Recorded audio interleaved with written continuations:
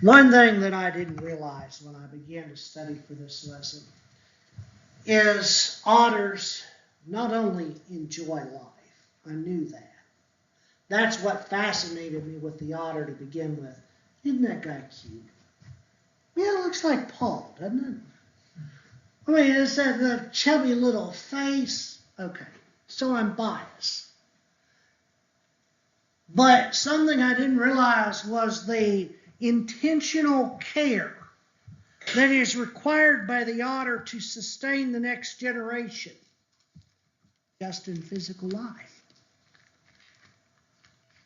As human beings, sometimes I wonder, are we preparing the next generation as we should? Psalm 127 says this, "Behold, children are a heritage from the Lord, the fruit of the womb, a reward. Like arrows in the hand of a warrior are the children of one's youth. Blessed is the man who fills his quiver with them. He shall not be put to shame when he speaks with his enemies in the gate." Always a little humor in there. The idea of having a whole bunch of children standing behind you as you're meeting with your enemy at the city gate. You've got the army of kids behind you. They've got your back. That's what the psalmist is saying here. You're going to overcome by the sheer volume of kids. Kind of makes you chuckle. But the reality is this, that even though otters are fun-loving, created creatures, one thing that they take very seriously is teaching the next generation. Did you know otters, they make their dens in the bank of a river where they give birth to their babies. 1 to 4, I think, is what they say a river otter has. But did you know those baby river otters are not like ducks? They're not born knowing how to swim. They actually have to physically teach their cubs how to swim. We are not born. Someone one time said there's no such thing as a second generation Christian. We are not born a Christian. Our children have to learn to become Christians, to be children of God. And it is our responsibility as parents to teach them. Deuteronomy chapter 6. Begin with me in verse 4. "Hear, O Israel, the Lord your God is one. You shall love the Lord your God with all your heart, with all your soul, and with all your might. And these words that I command you this day shall be on your heart. You shall teach them diligently to your children. You shall talk of them when you sit in your house, and when you walk by the way, and when you lie down, and when you rise up. You shall bind them as signs on your hands, and they shall be as frontlets between your eyes. You shall write them on the doorpost of your house and on your gates.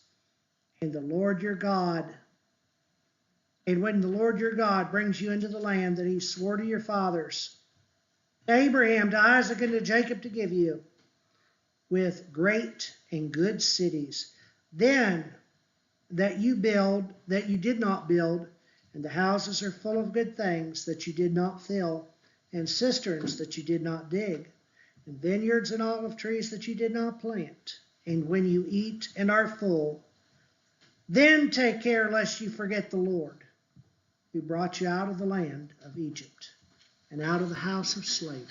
How easy is it for us to grow up knowing God and then forgetting God? We put children through 12 to 13 years of public education.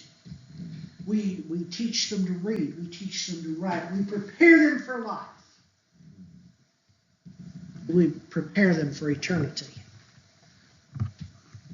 Sometimes I think we miss the mark because we become so focused on this life, we forget the next. I also want us to look at what the Apostle Paul tells Timothy. Here's an interesting thing.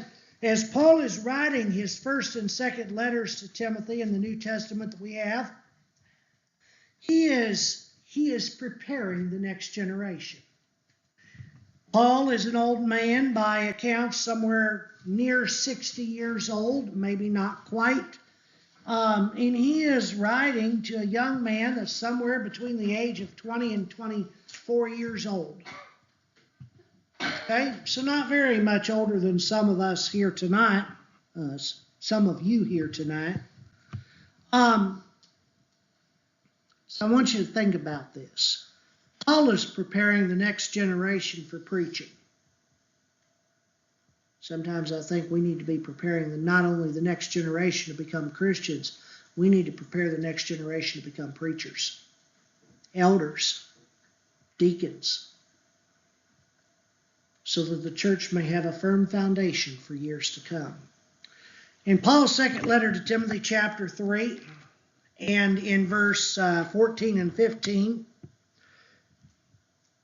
the Apostle Paul says this: "But as for you, continue in what you have learned and have firmly believed, knowing from whom you learned it, and how from a child you have been acquainted with the sacred writings, which are able to make you wise for salvation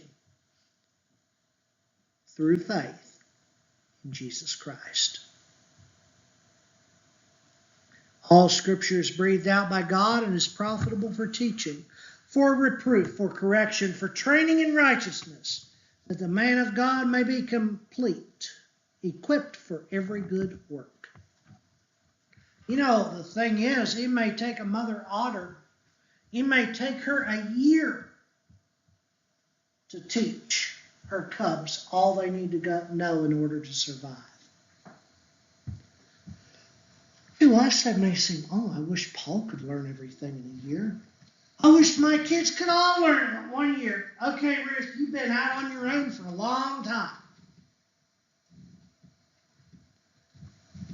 But in an otter's life, a year is an extremely long period of time. In human life, a year, babies are hardly even walking in a year. Bottom line, we need to prepare our children for life as long as is necessary, as long as it takes to prepare them for what they need to know. Solomon in Proverbs 22 and verse 6 says, "Train up a child in the way he should go. Even when he is old, he will not depart from it."